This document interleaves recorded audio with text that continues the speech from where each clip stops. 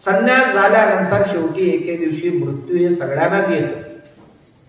मृत्यू आल्यानंतर ज्या दिवशी मृत्यू पावतात, पावल्यानंतर ग्रहस्थी असेल किंवा संन्यासी असेल कोणी असतील, मृत्यू पावला की मग सगळी पै पाहुण्यांना निरोप पाठवणं.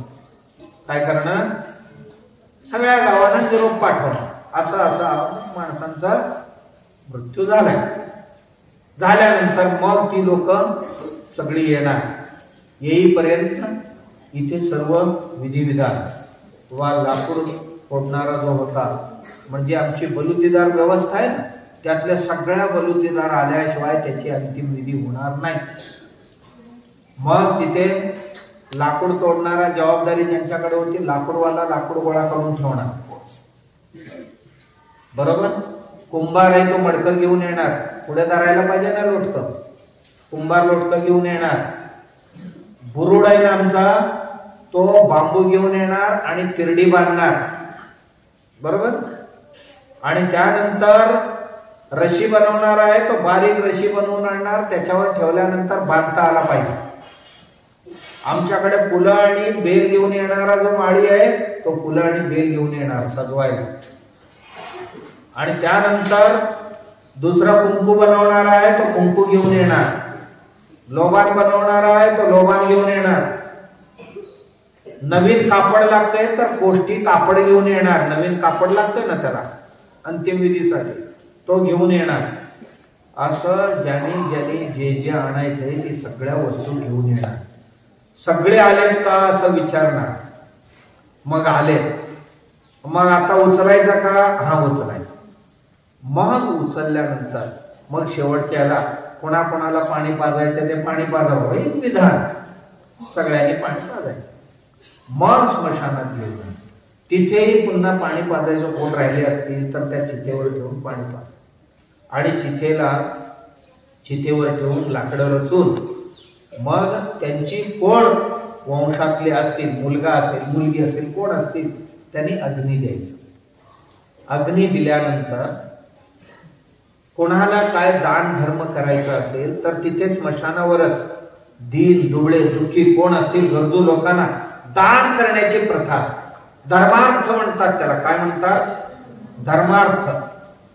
ही फक्त मृत्यूनंतर जे दिली जाते त्याला धर्मार्थ म्हणतात.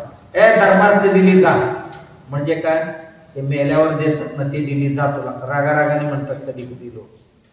धर्मार्थ सहसा फारसं लोक घेत नाही, पण अत्यंत गरजू आहे ते येऊन धान्य वाटण्याची प्रथा आहे, पैसे वाटण्याची प्रथा आहे, याला धर्मार्थ म्हणतात.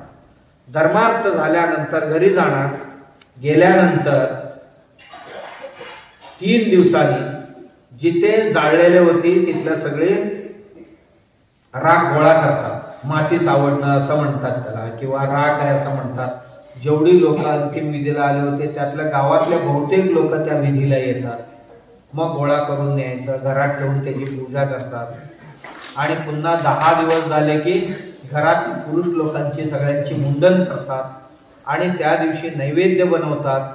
त्याला जे जे आवडत होता ते सर्वही पुन्हा जिथे स्मशानात अंतिमविधी केलेले तिथे नेऊन ते ठेवायचं आणि वाट बघत बसायचं. 3ऱ्या दिवशी असते, कधी 10व्या दिवशी असते.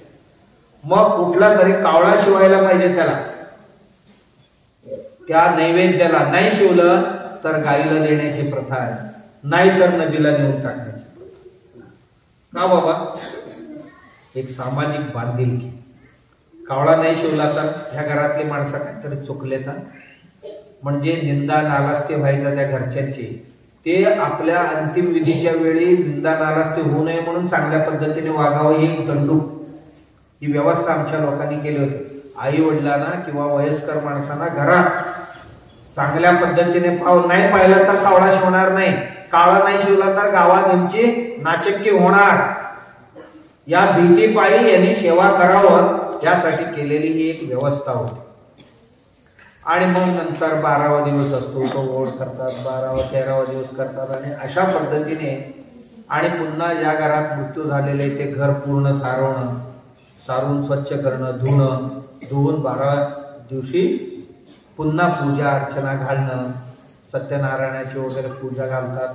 घालून मग आलेल्या पै पाहुण्या सुद्धा कपडे आणलेले असतात त्यांना, यांनी सुद्धा पै पाहुण्याला काहीतरी वस्तू द्यावं अशी प्रथा आहे.